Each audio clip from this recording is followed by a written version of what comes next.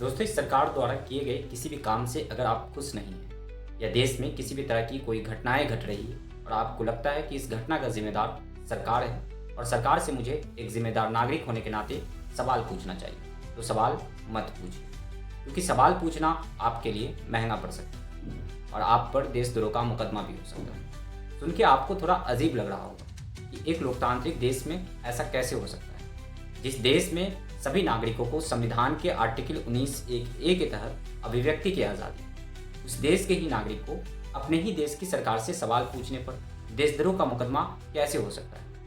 फिर आपको लगता होगा कि संविधान के आर्टिकल 19(1)(a) का मतलब क्या हो, अभिव्यक्ति की आज़ादी का मतलब क्या हो।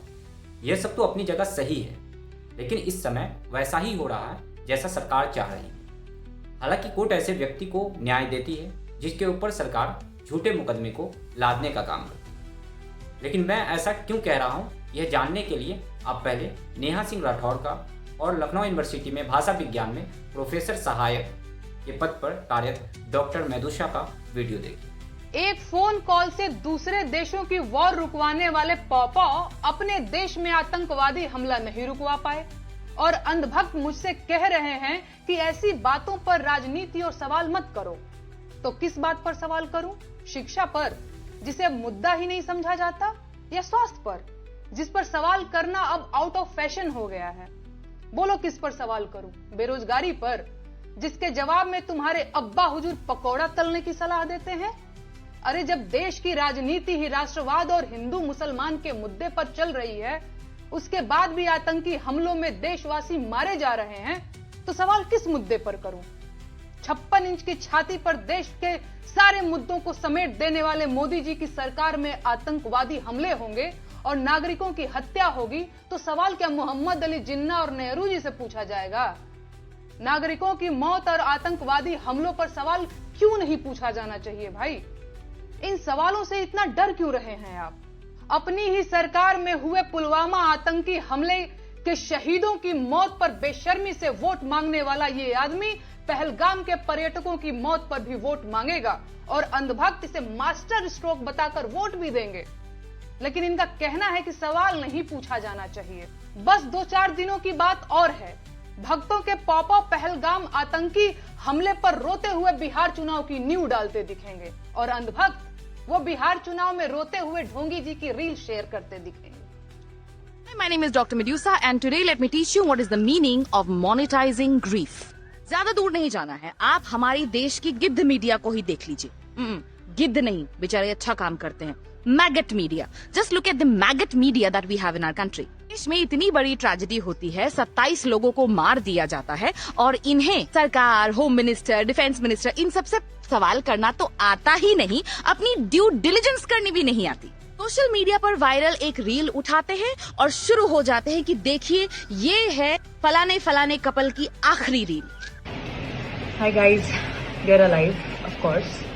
But I don't know how कौन सी मीडिया ने कहाँ से सारे न्यूज चैनल पे सिर्फ हमारी वीडियो वायरल हो रखी है, स्टेटिंग कि हम लोग we are the navy, he's the navy person, he's the officer in it and I'm his wife. वो कहाँ से हुई है, कैसे हुई है मुझे नहीं पता, ये प्रेस इंडिया की कैसे चलती है। बैकग्राउंड में सैड म्यूजिक के साथ ग्राफिक्स में कई सारे भड़काऊ अक्षर लिखकर चलाते हैं अपनी न्यूज में, प्राइम टाइम बनाते हैं, डिस्कशन करते हैं, गाली गलौज करते हैं, देश के लोगों को भड़काते हैं और मौका देखते हैं कि किस तरह हिंदुस्तान के लोगों पर हुए इस ट्रेजेडी का फायदा उठाया जा सके। मीडिया को ही खाली क्यों गाली दें, इनको देख लीजिए। ये आज की डेट में हमारी सांसद हैं, ये सालों पुराने आतंकवादी हमलों के फोटोग्राफ शेयर कर रही हैं और बता रही हैं कि ये कल हुआ ना। माना आपके जीवन में ज्ञान की रोशनी थोड़ी सी कम है, पर इसका मतलब ये तो नहीं कि आप इंसान नहीं रही। और इनको बराबर का कंपटीशन देते हुए ये रहे शुभेंदु अधिकारी, वेस्ट बंगाल के लीडर ऑफ ऑपोजिशन छोड़ दीजिए, लूजर ऑफ ऑपोजिशन। एक अनफॉर्चुनेट विक्टिम के परिवार को गले लगाकर उसको उकसाने का काम जब फेल हो गया तो अब ये कर रहे हैं। थाना प्रभारी को खुद आके बोलना पड़ा कि ये कोई खुफिया तंत्र नहीं है, सिंपल जियो फाइबर का कनेक्शन है। All of this shit that you are seeing in front of you, this is monetizing grief. जब देश में एक ट्रेजेडी हुई है और उस समय लोगों के जो एक्सपोज्ड इमोशंस हैं उसका फायदा उठाकर या तो आप टीआरपी बटोरना चाह रहे हैं या आगे के आने वाले इलेक्शंस के लिए मुद्दे। I have only one thing to say to these people. Thu. ये वीडियो देखने के बाद आपको समझ में आ गया होगा कि मैं ऐसा क्यों कह रहा था। अगर नहीं समझ आया तो मैं आपको बताता हूँ। दरअसल भोजपुरी गायिका नेहा सिंह राठौर कविता लिखती है, गाना लिखती है और गाना गाती है। वह भोजपुरी में लोकप्रिय है तो उनका गाना चारों तरफ सुना जाने लगा, लेकिन पाकिस्तान में उनका गाना ज़्यादा वायरल हो गया। तो क्या गाना का वायरल होना उनसे अपराध हो गया? उसने अपनी कविता के माध्यम से सरकार से सवाल ही तो किया था, तो क्या यह सवाल करना उनसे अपराध हो गया? मेन स्ट्रीम मीडिया चैनलों पर तो पाकिस्तान से वक्ता बुलाए जा रहे हैं और उन चैनलों पर आकर भारत के बारे में भी और भारत के प्रधानमंत्री के बारे में भी अनाप शनाप बोल के चले जाते हैं, लेकिन उन्हें तो किसी ने नहीं रोका और उन चैनलों को भी किसी ने बंद नहीं किया।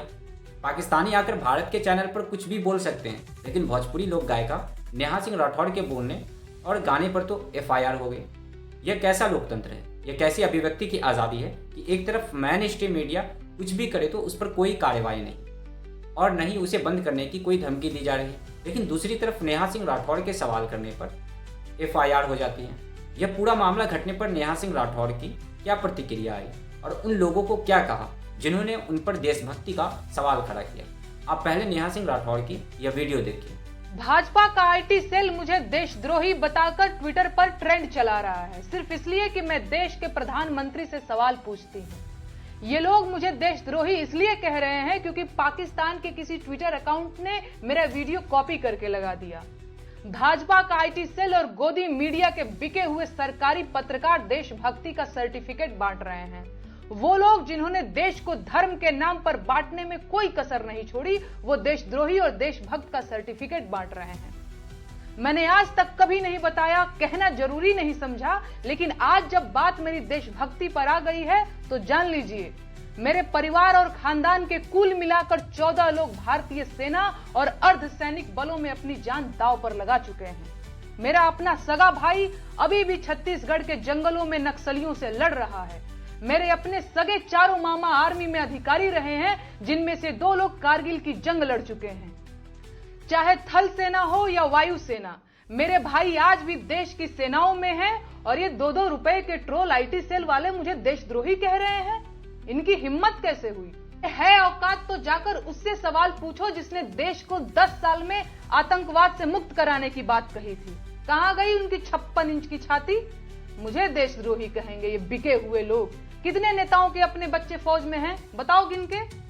पूरी भाजपा के नेताओं के जितने बच्चे फौज में होंगे, उससे ज्यादा तो मेरे अपने रिश्तेदार और परिवार के लोग सेना में जान दांव पर लगा चुके हैं। अरे आज मैं कहूंगी कि देश का मेन स्ट्रीम मीडिया देश का गद्दार है, क्योंकि उसने कभी सरकार से सवाल नहीं पूछा और सरकार को मनमानी करने दी। वो पूछें या ना पूछें, मैं बार बार पूछूंगी कि पहलगाम में 2000 सैलानियों के लिए सुरक्षा की व्यवस्था क्यों नहीं थी? कौन जिम्मेदार है इसका?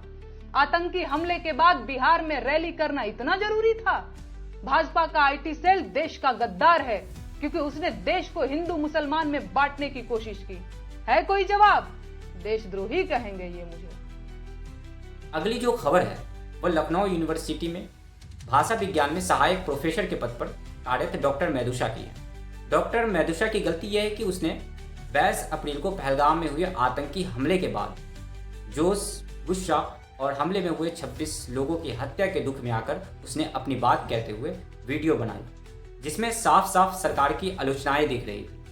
आलोचना के साथ सरकार से सवाल भी था, और सवाल यही था कि उन्होंने कहा कि आतंकवादी ने धर्म पूछकर मारा है, लेकिन धर्म पूछकर दिन रात जो नफरत फैलाई जाती है, ऐसा करने वाला कौन है?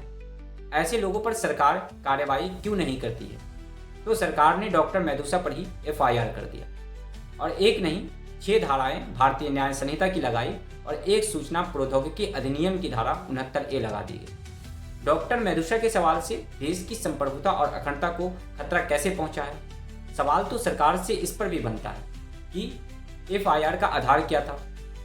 इस पूरे मामले पर डॉक्टर मेदुषा एक लंबा सा ट्वीट करते हुए कहा कि पहलगाम में हुए आतंकवादी हमले पर सरकार से सवाल पूछते वीडियो और ट्वीट के संदर्भ में मैं यह स्पष्टीकरण देना चाहती हूँ।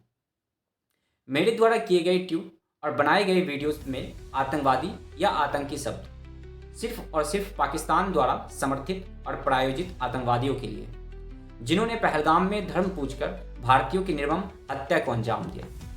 इन सभी आतंकवादियों की और ऐसे पाकिस्तान समर्थित हमले की जितनी निंदा की जाए कम है।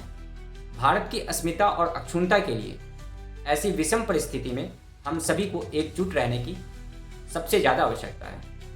मेरा हर ट्वीट, हर वीडियो इस बात को बार बार दोहराता है और दोहराता रहेगा।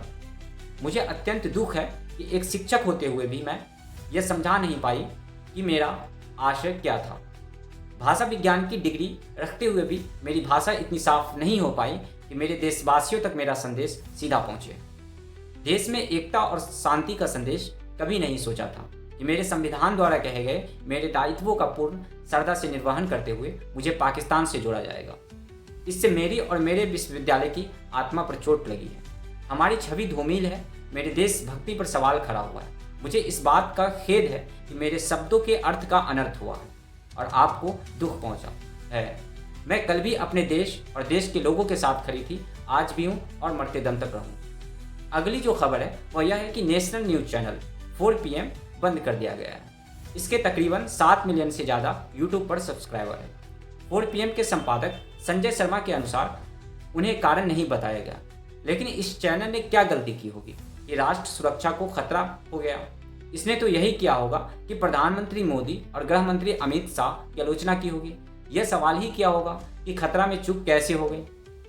4 PM के संपादक संजय शर्मा ने एक्स पर जानकारी दी कि हमारा नेशनल चैनल 4 PM सरकार ने बंद कर दिया है, नेशनल सिक्योरिटी का बहाना बनाकर लोकतंत्र की एक मजबूत आवाज को कुचलने की कोशिश की गई है। मैं देश से उतना ही नहीं, कहीं ज्यादा प्यार करता हूं जितना यह सरकार दावा करती है। अगर किसी वीडियो पर सरकार को आपत्ति थी तो एक मेल भेजकर बताया जा सकता था। मैं खुद जांचता और अगर गलती होती तो उसे हटा देता। लेकिन यह सच है कि मोदी देश नहीं है। सरकार से सवाल पूछना गुनाह नहीं है।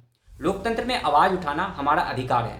तानाशाही से डरने वाले नहीं हैं हम 4 PM उत्तर प्रदेश और बाकी सभी 4 PM राज्य चैनल पर अपनी आवाज बुलंद करते रहेंगे। आपसे अनुरोध है कि उन चैनलों को तुरंत सब्सक्राइब करें और इस संघर्ष में हमारा साथ दें। चैनल बंद हो सकता है पर हमारी आवाज नहीं, चाहे यूट्यूब हो या कोई और मंच। हम लोकतंत्र की मशाल जलाते रहेंगे। तो क्या यही सब होगा? जो सवाल करेगा उसका चैनल बंद कर दिया जाएगा या फिर FIR कर दिया जाएगा और नहीं कोई कारण बताया जाएगा? आधिकारिक तौर पर नहीं बल्कि सोशल मीडिया में अफवाह के रूप में थंबनेल को कारण बताया जा रहा है। जो भी है तो संजय शर्मा को बताना चाहिए था या बिना कोई कारण बताए चैनल बंद कर देगा।